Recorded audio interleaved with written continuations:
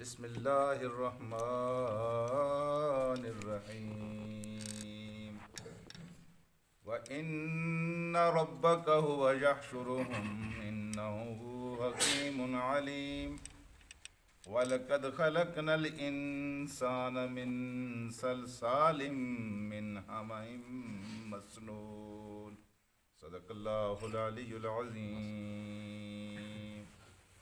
رفقائے گرامی، کل کے سبق میں آپ نے سنا تھا کہ اللہ تبارک و تعالی معبود حقیقی ہے۔ اس دنیا میں بہت سارے لوگوں کو یہ شوق رہا ہے کہ وہ معبود بنے، اگرچہ وہ اس کا اعلان نہیں کرتے۔ لوگوں کا شوق رہا ہے کہ لوگ ان کے سامنے جھکیں، لوگوں کا شوق رہا ہے کہ لوگ ان کے ہاتھ پاؤں چومیں، لوگ ان کو اپنے فیصلوں کا سارا مختار مانیں۔ یہ لوگوں کو شوق رہا ہے، لیکن حقیقی معبود اور حقیقی قدرت جس کے پاس ہے وہ صرف اللہ تبارک و تعالیٰ کی ذات ہے۔ معبود ہونے کے لیے کامل قدرت اور کامل علم کا ہونا ضروری ہے، یہ اختیار بھی پورا ہو۔ یہاں دنیا کے اندر جتنے بھی لوگ رہے ہیں، اگر ان کو یہ شوق رہا ہے تو کسی کے پاس اتنا اختیار تو نہیں رہا کہ چلو وہ زندوں کو تو جمع کر لے، مردوں کو کیسے جمع کرے گا؟ کوئی بھی دعویٰ نہیں کرتا نا، کوئی مر گئے ان کو بھی میں اکٹھا جمع کر لوں گا۔ یہ تو دعویٰ کرتے رہے ہیں کہ ساری کائنات کے اوپر میرا اختیار ہے اور میں رب اعلیٰ ہوں، لیکن کوئی یہ دعویٰ تو نہیں کرتا کہ جو مر گئے ان کو بھی میں اٹھا کر کھڑا کر سکتا ہوں۔ یہ دعویٰ کس کا ہے؟ صرف اور صرف میرے اللہ۔ جمع وہی کر سکتا ہے جس کو علم ہو کہ کون کہاں پڑا ہوا ہے۔ بے شک بے شک بے شک۔ کچھ لوگ ہیں جو مرتے ہیں نارمل موت مرتے ہیں، چلو ہمیں پتہ ہے کہ یہ قبر ہے ان کی اور اس میں ان کا یہاں جسم پڑا ہوا ہے، لیکن کچھ لوگ ایسے بھی ہیں جو آگ میں جلتے ہیں اور خاکستر ہو جاتے ہیں۔ کچھ لوگ ایسے بھی ہیں جن کو جانور کھا جاتے ہیں۔ کچھ لوگ ایسے ہیں جن کو سمندروں میں پھینک دیا جاتا ہے، مچھلیوں کی خوراک بن جاتے ہیں۔ اب انسان سوچتا ہے کہ اللہ تعالیٰ ان کو کیسے اکٹھا کرے گا اور ان کو کیسے جمع کرے گا؟ اللہ تعالیٰ فرماتا ہے کہ ہم ایسا کر سکتے ہیں۔ اگر تمہیں سمجھ نہیں آتی تو اپنے چہروں کو دیکھ لو کہ کس طرح ہم نے ایک سے دوسرا چہرہ مختلف بنایا، لیکن چہرے بھی کبھی کبھی ایک جیسے ہو جاتے ہیں۔ لیکن یہ انگوٹھے کا نشان تم دیکھ لو، کسی انسان کے انگوٹھے کا نشان کسی دوسرے انسان سے نہیں۔ سبحان اللہ۔ یہ چھوٹی سی جگہ ہے، اس کے اوپر ہی غور کر لو، تمہیں پتہ چل جائے گا کہ اللہ تبارک و تعالیٰ وہ معبود حقیقی ہے۔ یہ فنگر پرنٹ کسی کے ساتھ نہیں ملتا ہے جی۔ تو اس طرح جیسے اللہ پاک نے ہر انسان کو دوسرے انسان سے مختلف بنایا ہے، ہر انسان کی پھر ضرورتوں کا خیال رکھ رہا ہے، ہر انسان کا حساب کتاب اس کے پاس محفوظ اور موجود ہے، وہی خدا ان سب کو جمع بھی کرے گا۔ وَمِنْكُمْ مَنْ يُرِيدُ الدُّنْيَا نُؤْتِهِ مِنْهَا، اور تم میں سے ایسے لوگ ہیں جو دنیا چاہتے ہیں، ہم ان کو دنیا کی خیر دے دیتے ہیں، اور کچھ ایسے ہیں جو آخرت چاہتے ہیں، ہم ان کو آخرت کی خیر دیتے ہیں، لیکن ہم شکر گزاروں کو بہت اچھا بدلہ دیتے ہیں۔ میرے عزیز دوستو، اصل کامیابی دنیا کی کامیابی نہیں ہے، اصل کامیابی آخرت کی کامیابی ہے۔ یہاں کوئی سونے کا نوالہ بھی لے کر پیدا ہوا ہے اور ساری زندگی اس نے عیش و عشرت میں گزاری ہے، لیکن قبر میں جاتے ہی اگر وہ عذاب کا شکار ہو گیا ہے اور عذاب اس کے اوپر مسلط ہو گیا ہے تو اس کی کیا کامیابی ہے۔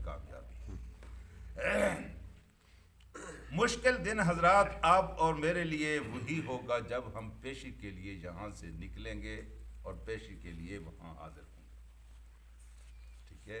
اور اللہ کی پیشی کا ہمارے لیے پہلا دن وہ ہوگا جب ہم یہاں مریں گے۔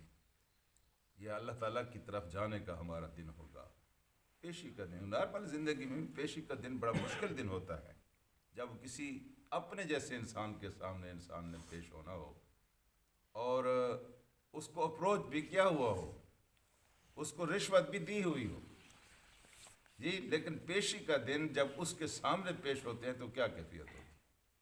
ادھر سے آواز آتی ہے، ادھر سے انسان ہل جاتا ہے، لرز جاتا ہے کہ پتہ نہیں کیا فیصلہ ہونا ہے۔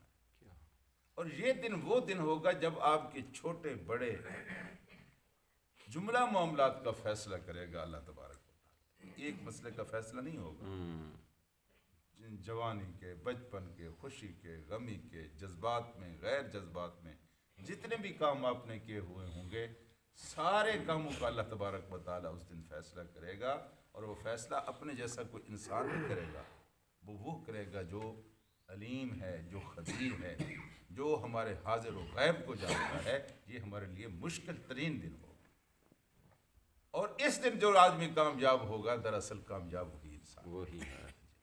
اس دن جو ناکام ہو گیا وہ ناکام ہے۔ جی، من زحزح عن النار وادخل الجنہ، جو جہنم سے بچا لیا گیا اور جنت میں داخل کر دیا گیا، فقد فاز، وہی کامیاب۔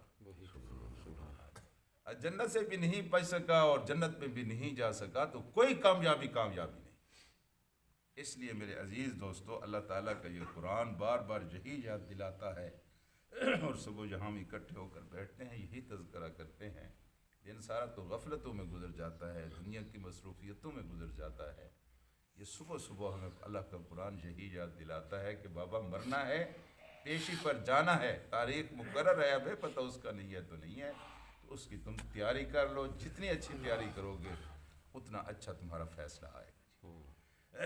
اللہ پاک نے فرمایا کہ وَلَقَدْ وَإِنَّ رَبَّكَ هُوَ يَحْشُرُهُمْ، تیرا رب جو ہے، بے شک تیرا رب، ان ربک، بے شک تیرا رب، ہوا وہ رب ہے، یحشر، جو جمع کرے گا، ہم ان سب کو، یہ مستقدمین کا ذکر آیا، مستاخرین کا ذکر آیا، پہلو کو بھی جمع کرے گا اور آخریوں کو بھی جمع کرے گا، اور انہ حکیم علیم، بے شک وہ حکمت والا بھی ہے اور وہ علم والا بھی ہے۔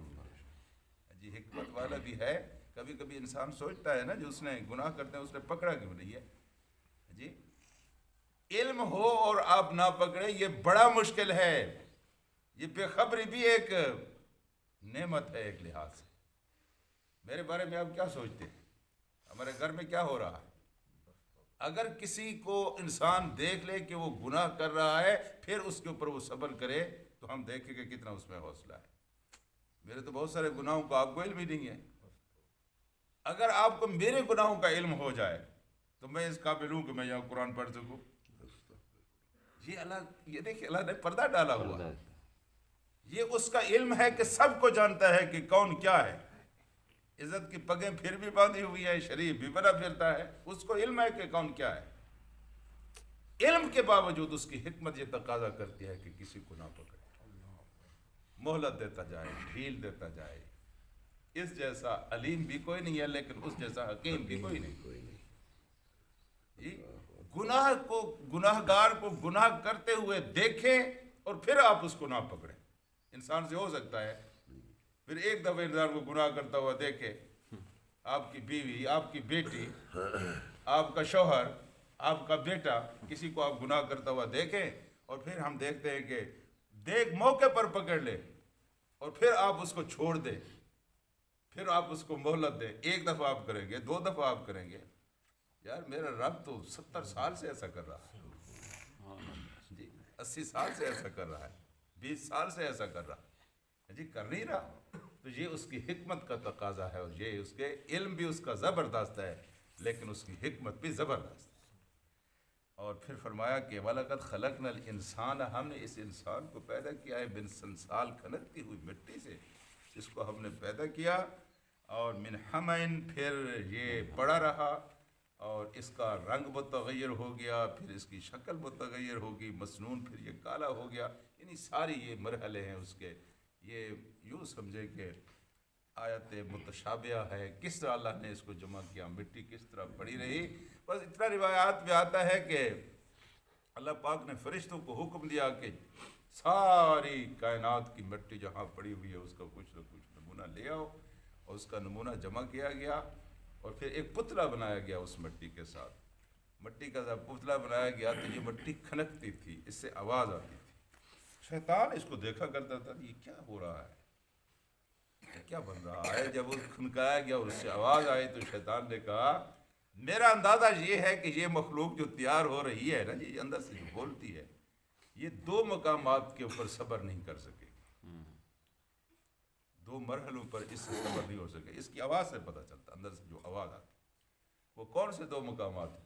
انہوں نے کہا ایک تو یہ غصے کے وقت اپنے غصے کو کنٹرول نہیں کر سکے، اور دوسرا یہ کہ جب کوئی جنس کا معاملہ، جنسی معاملات آئیں، یعنی وہ فحاشی اور یعنی جن سے مخالف کے ساتھ اختلاط، وہاں بھی اسے صبر نہیں ہو سکتا۔ اور یہ دو مقامات ہیں جہاں انسان اصل پہچانا جاتا ہے۔